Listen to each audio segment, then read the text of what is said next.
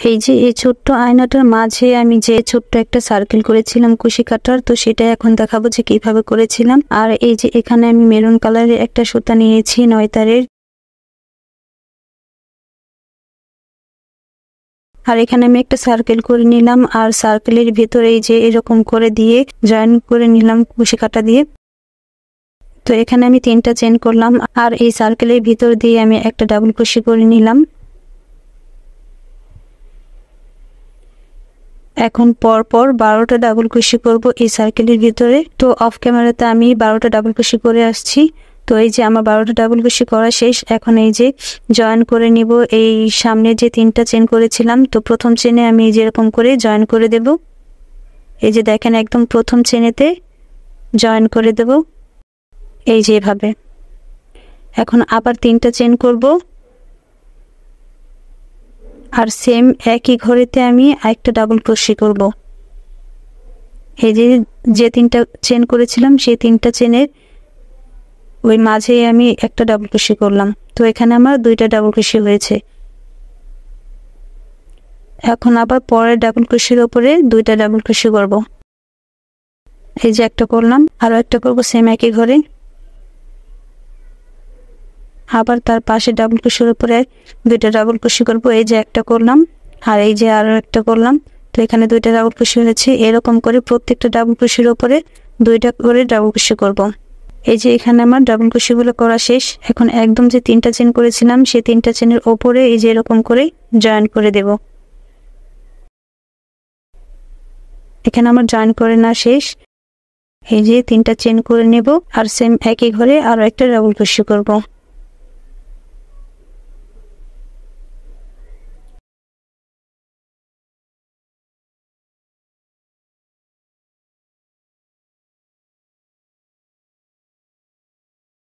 এখন তার পাশের চেনের উপরে আমি এই যে 2টা ডাবল ক্রোশে করব।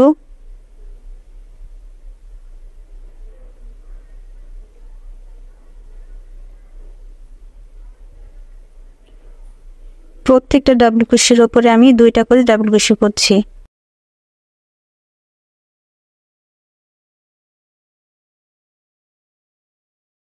এই যে এরকম করে আমি রাউন্ডটা কমপ্লিট করে আসছি। তো এই যে এখানে আমার রাউন্ডটা কমপ্লিট, আর এই যে প্রথম চেনেতে জয়েন করে নিলাম। এখন আবার 2টা চেন করলাম, আর সেম একই ঘরেতে হাফ ডাবল ক্রোশে করব। একটা ঘরেতে 2টা হাফ ডাবল ক্রোশে, আর তার পাশের ঘরেতে একটা হাফ ডাবল ক্রোশে। এরকম করে এই রাউন্ডটা কমপ্লিট করে নিব। এই যে একটা ঘরে হাফ ডাবল ক্রোশে, আর তার পাশের ঘরে আবার 2টা হাফ ডাবল ক্রোশে। এরকম করে আমি কাজটা কমপ্লিট করে আসছি। এই যে এখানে প্রথম চেনেতে এই যে এই কাজটা জয়েন করে নেব।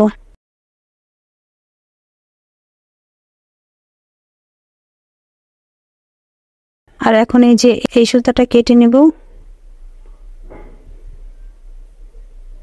তো এখানে আমার এই যে সার্কেলটা কমপ্লিট, আর এই যে আয়নার মাঝের অংশের মাপে আমি এই সার্কেলটা করেছিলাম। তো এখন এই যে সুতাটা থাকবে, তো আমি একটা সুই দিয়ে এই সুতাটাকে হাইড করে নেব। এই যে এরকম করে প্রত্যেকটা চেনের ভেতর দিয়ে এরকম করে হাইড করে নেব।